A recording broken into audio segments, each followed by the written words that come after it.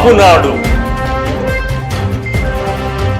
సామాజిక న్యాయం కోసం సామాన్యుని స్వరం మీ కాపునాడు. కాపునాడు సమాచార లేఖ లెటర్ నంబర్ 164. ఊరందరిది ఒక దారైతే. ఆంధ్రప్రదేశ్ రాజకీయాల్లో ఏ రోజున ఏం జరుగుతుందో ఎవ్వరూ ఊహించలేని పరిస్థితులు నెలకొన్నాయి.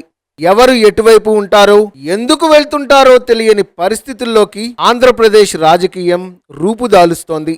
వ్యూహాలు లేకుండా ఉద్యమాలు చేసి కాపు, తెలగ, బలిజ, ఒంటరిలను రెచ్చగొట్టి నేనలిగాను, నాకనవసరం అని ఓ ప్రకటనతో పక్కకు తప్పుకొని కాపు జాతిని నడి రోడ్డు మీద వదిలేసిన తూర్పుగోదావరి జిల్లాకి చెందిన ఓ నాయకుడు నేడు నవ్విపోదురుగాక నాకేటి సిగ్గు అన్న చందాన వ్యవహరిస్తూ ఇప్పుడు కొత్తగా మునిగిపోయే పడవ అంటే వైఎస్ఆర్ కాంగ్రెస్ పడవెక్కి తనేదో సంచలనాలు సృష్టిస్తానని చెప్పడం హాస్యాస్పదంగా ఉంది.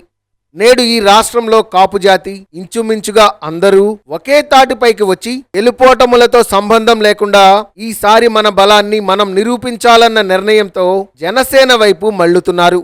ఇట్లాంటి పరిస్థితుల్లో అదేదో సస్పెన్స్ క్రైమ్ థ్రిల్లర్ సినిమాలాగా నేనే పార్టీలో చేరేది, ఎక్కడి నుంచి పోటీ చేసేది నిర్ణయించుకున్నానని చెప్పడం లేని హైప్ ని క్రియేట్ చేయడం లాగా ఉంది. కాపు ఉద్యమం నుండి ఎప్పుడో వెళ్లిపోయి నిశ్శబ్దంగా ఉన్న ఈ కాపు ఉద్యమ నేత గత 4 సంవత్సరాలుగా రాష్ట్రంలో కాపు, ఎస్సీ, ఎస్టీ, వెనకబడిన తరగతులు, మైనార్టీల పట్ల జరుగుతున్న అణచివేతల్ని ఏమాత్రం పట్టించుకోకుండా నేడు నేను పొలిటికల్ రీఎంట్రీ ఇవ్వనున్నానని ఆర్భాటంగా ప్రచార కార్యక్రమం మొదలెట్టారు. 2009 నుండి క్రియాశీలక రాజకీయాలకు దూరంగా ఉన్న ఈయన 14 సంవత్సరాల అనంతరం మళ్లీ రాజకీయ అరంగేట్రం చేస్తానని చెప్పడం ఇది తన కోసమా, తన కుమారుడి కోసమా? ఇది ఖచ్చితంగా ఆయన కుమారుడి రాజకీయ భవిష్యత్తు కోసమేనన్నది ప్రస్తుతం ఏ ఛానల్లో జరిగే డిబేట్లో అడిగినా తెలిసిపోతుంది. తెలుగుదేశం ప్రభుత్వం అధికారంలో ఉన్న 2014-19 మధ్యలో కాపు రిజర్వేషన్ కోసం చేపట్టిన ఉద్యమం మహోద్ధృతమై ఆనాటి ముఖ్యమంత్రి చంద్రబాబు నాయుడికి కాపుల పట్ల ఆలోచన విధానాన్ని మార్చివేసింది. ఆయనకి కాపుల బలం తెలియజేసి కాపు కార్పొరేషన్ ఏర్పాటు చేసేలా విదేశీ విద్య కోసం 100 కోట్ల రూపాయలను వెచ్చించేటట్లు చేయడమే గాక అసెంబ్లీలో కాపు రిజర్వేషన్ కోసం ఓ తీర్మానం చేసి కేంద్రానికి పంపించేలా చేయగలిగింది.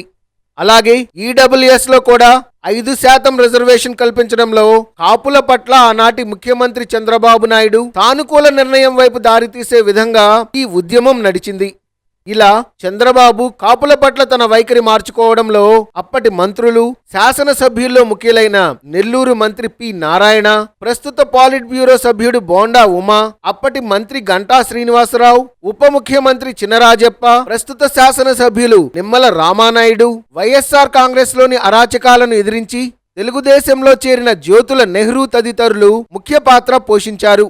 కానీ ఊరందరిది ఒక దారైతే ఉలికి పెట్టదొక దారి అన్నట్టుగా వ్యవహరించిన ఈ పెద్ద మనిషి ఆనాటి ప్రతిపక్ష నేతకు పరోక్షంగా బాసటగా నిలిచి ఆయన అధికారంలోకి రావడానికి తన వంతు పాత్రను నిర్వహించారు.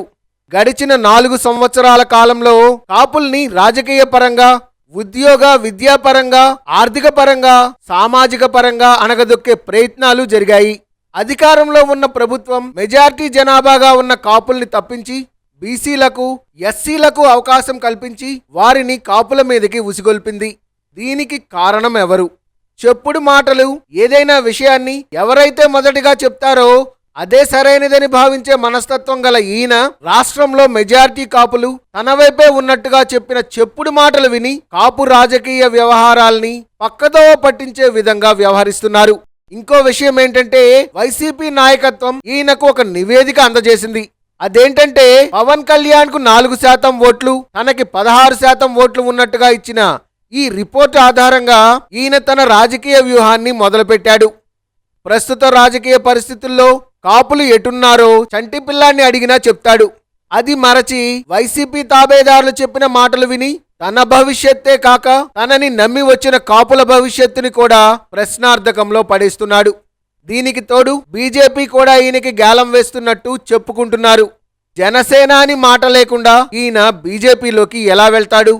ఇదిలా ఉండగా వైసీపీ నుండి అధికారం తీసుకోవాలని, అది ప్రజలకు అప్పజెప్పాలని ప్రభుత్వ వ్యతిరేక ఓటు చీలిపోకుండా జనసేనాని పవన్ కళ్యాణ్ ఒక రకంగా మహాభారతంలో అభిమన్యుడిలాగా యుద్ధం చేస్తున్నాడు.